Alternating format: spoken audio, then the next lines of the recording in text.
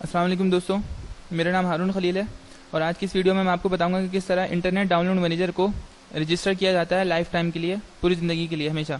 और ये बहुत ही आसान प्रोसेस है, आपको ज़्यादा हाथ पाँव नहीं चलाने पड़ेंगे और आपका एक बहुत बड़ा मसला हल हो जाएगा।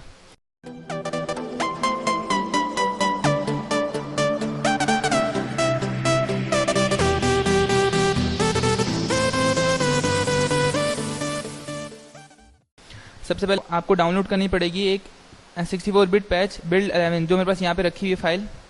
इसको मैंने विनरार की फाइल में यहाँ पे कंप्रेस कर लिया है और मैं इसकी आपको अपनी ड्राइव में अपलोड करके इसकी डाउनलोड लिंक जो है वो डिस्क्रिप्शन में डाल दूंगा, तो आप वहाँ से लिंक पे क्लिक करके इसको डाउनलोड कर सकते हैं।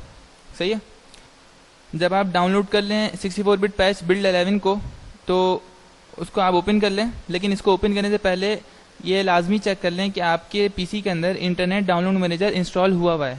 अगर वो इंस्टॉल हुआ होगा तब आपके लिए पैच काम करेगा, वरना अदरवाइज आपको मसला हो सकता है।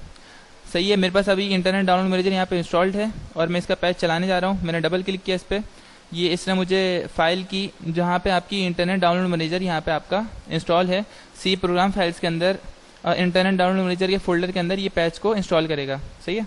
अगर आप पे पाथ सही नहीं आता तो जहाँ पे आपका इंटरनेट डाउनलोड मैनेजर इंस्टॉल है तो आप उसको खुद ही यहाँ से ब्राउज पे क्लिक करके सेट कर लीजिएगा।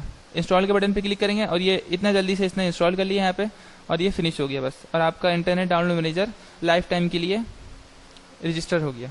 एंजॉय कीजिए दोस्तों, मिलते हैं आप लोगों से नेक्स्ट वीडियो में। अपना ख्याल रखिएगा और अगर आपने अभी तक चैनल को सब्सक्राइब नहीं किया तो इसको सब्सक्राइब कर लें, मुझे बहुत सपोर्ट होगी आपकी। अपना ख्याल रखिएगा। अस्सलाम वालेकुम, अल्लाह हाफिज़।